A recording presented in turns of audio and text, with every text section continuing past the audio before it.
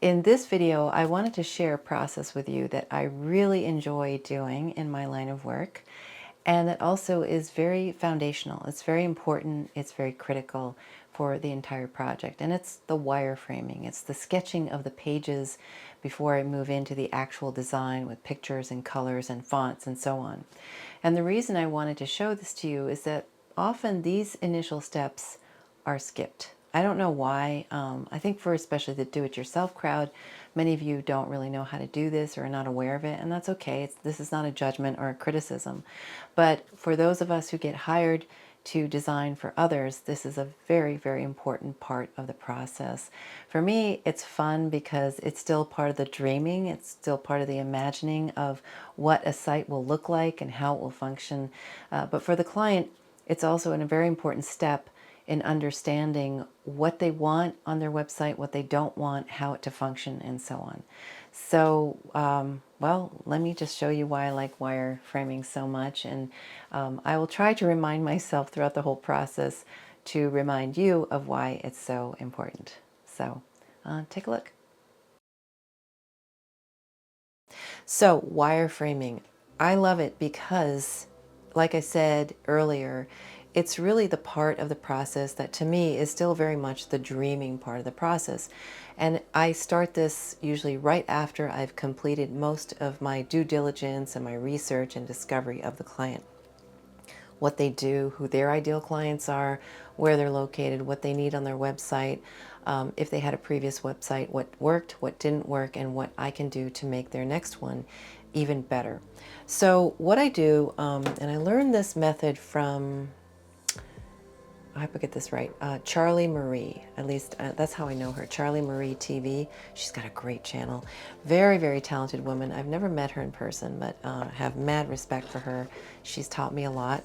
But she had this method where she would take a piece of paper like this and fold it into, first I think quadrants, and then she would fold hers into eighths. I don't do that. You know, if you do this, you'll figure out what works best for you. But the reason I fold it only into quadrants is that I create a layout for every page on each column here. And on the back, I have notes that pertain to each sketch that I have created. So that's how I work. And eventually it'll come out to look kind of like this. I hope you can see that. But anyway, this is a very important part of the process because it tells me really what might or might not be on the final website.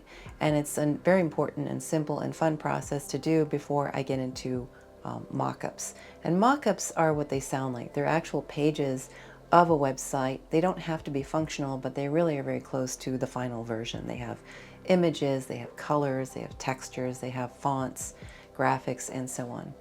So let me first show you how I get started, and then we'll come back to the final version. It won't take long.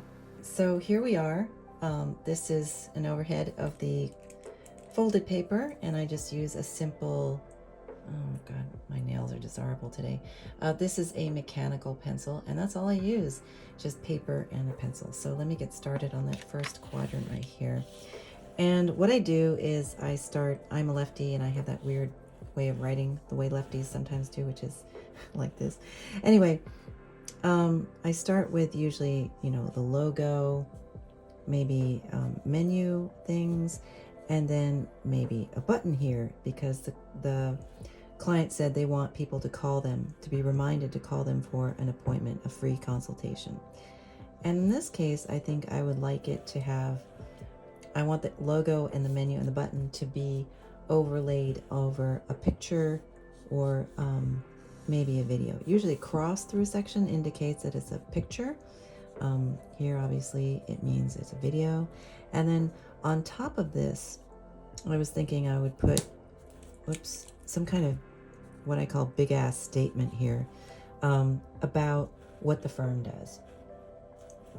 The next section again has a nice headline, some text, something like that. And then below that, one of the things that this particular firm I'm working with, they are a boutique investment banking firm. One of the things they really want is to very quickly tell people that they have certain specific services.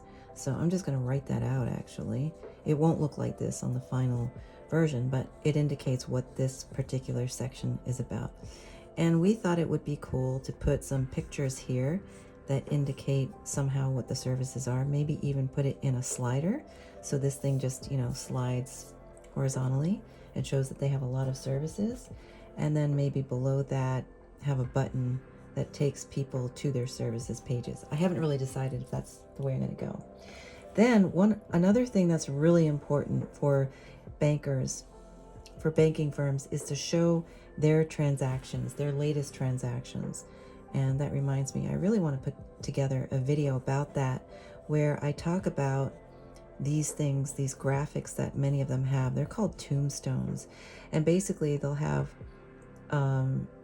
the names of the firms that they advised or that they worked with. So this would be a logo, that would be a logo, and in between would be a short amount of text that indicates what happened in the transaction. Maybe the value of the transaction would go down here. Maybe their role in the transaction would go here, something like that. And then we repeat this across here. Now there's some firms that are very small and they may not have as many of these to put on their front page. That's okay, we'll figure that out. And this is the part again about wireframing that I just love. Then it's very important, I think, for banking firms, this goes for law firms as well, consultants, coaches, is to have some kind of like a team picture, right? And it indicates who you are, it tells people a little bit about you, and also a little bit about why you're a leading expert or something in this field, with a button that goes to the team or the leadership page for individual bios. And then another thing that I think is really important is, let's say, a news page, if you have a blog or something like that, or a newsletter. And these could be recent posts, things like that, with some kind of an explanation as to what that is. And then every page should have, every page should have some kind of call to action. So usually it's some kind of a statement with a button that goes to the contact page, something like that. And then of course we have the footer. So this is a really basic layout, but I wouldn't know, again, what to put in this layout, even to start, unless I had done my due diligence, my research with the client. There, I'll turn it for you so you can see a little better, okay? And that's it. I just repeat this process in a number of ways across the page until I really get a feel for the layout that we're going to be working on. And this is a good example of, just four layouts that I came out with for their homepage. Eventually this one has got a line that goes right through it. Didn't like that one at all. But I mentioned the transactions. In this one, we've got a very similar layout to this one. But at the top with a mission statement, we have a one at a time looping transactions, slideshow going there. Then we have their specialties, their services in this grid box, things like that. So a little bit different each time until I get to where I think it needs to be. And then I move on. So what's the next step? The next step is mock-ups. And mock-ups to me are very close, but they're not final, but they're very close to the final website design. They have, like I said, pictures, logos, graphics, colors, background images or graphics if necessary, and all that good stuff. And so in another video, which I will eventually link to here in the description box, I will have a link to the mock-up of one of these wireframe sketches.